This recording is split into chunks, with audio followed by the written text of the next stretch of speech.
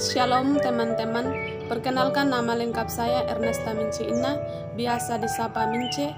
Saya sebagai mahasiswa STKI Petabula, program studi pendidikan bahasa Indonesia semester 4. Tujuan saya membuat video pembelajaran ini sebagai tugas UAS mata kuliah keterampilan membaca, di mana dalam video pembelajaran ini saya membahas tentang membaca dalam hati.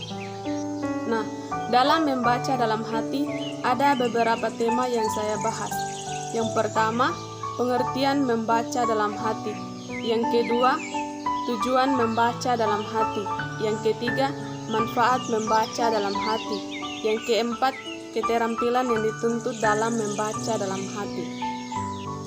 Untuk itu kita lihat satu persatu, yaitu topik yang pertama, pengertian membaca dalam hati. Membaca dalam hati adalah teknik membaca dengan tidak mengeluarkan kata-kata atau suara, tanpa gerakan kepala, dan hanya dituntut kecepatan mata dalam membaca agar kita dapat memahami isi bacaan dengan baik. Artinya teman-teman, ketika kita membaca sebuah teks bacaan, kita hanya dituntut dengan menggunakan kecepatan mata dalam membaca agar kita dapat memahami isi bacaan tersebut. Topik yang kedua, tujuan membaca dalam hati. Di sini teman-teman ada 5 bagian tujuan membaca dalam hati. Yang pertama, berkonsentrasi fisik dan mental. Yang dimaksud dengan berkonsentrasi fisik dan mental di sini, pada saat kita membaca sebuah buku, kita dapat melatih otak kita untuk lebih fokus dan berkonsentrasi pada apa yang kita baca. Tujuan yang kedua, membaca secepat-cepatnya. Maksudnya membaca secepat-cepatnya di sini teman-teman.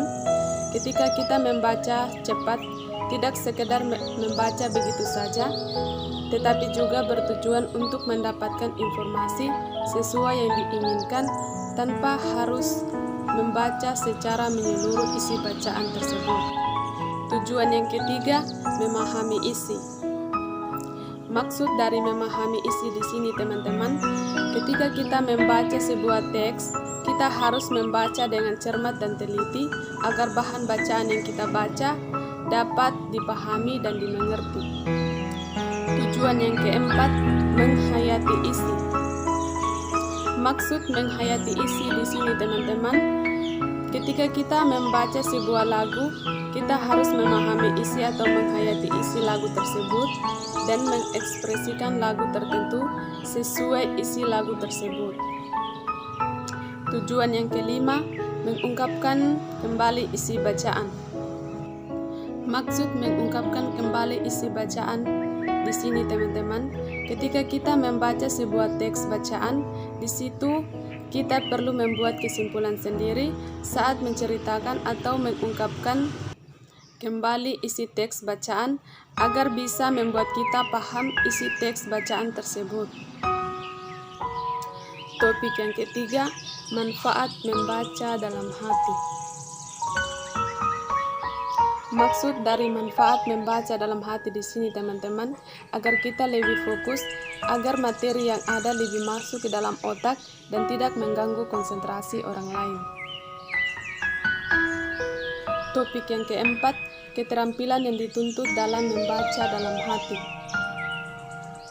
Yang pertama, keterampilan membaca dalam hati untuk kelas 1 SD. Membaca tanpa bersuara, tanpa gerakan-gerakan kepala, tanpa berbisik. Membaca tanpa gerakan-gerakan kepala. Yang kedua, keterampilan membaca dalam hati untuk kelas 2 SD. Membaca tanpa gerakan-gerakan bibir atau kepala, membaca lebih cepat secara dalam hati tinimbang secara bersama.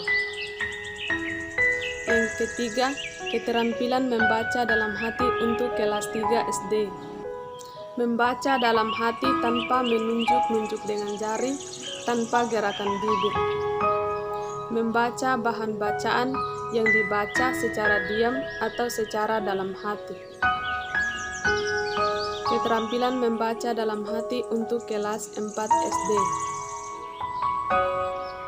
Mengerti serta memahami bahan bacaan pada tingkat dasar kecepatan mata dalam membaca 3 kata per detik.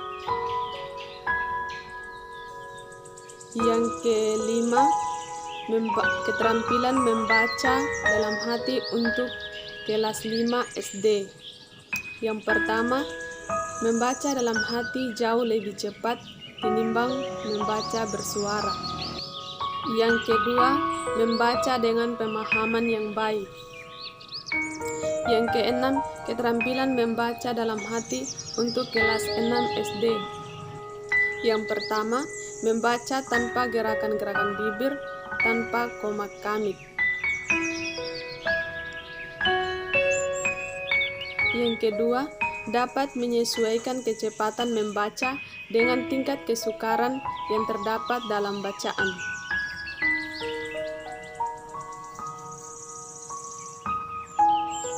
Itu saja yang dapat saya sampaikan. Jika ada salah penyampaian materi dan tutur kata yang kurang menyenangkan atau yang kurang baik, saya mohon maaf. Sekian dan terima kasih.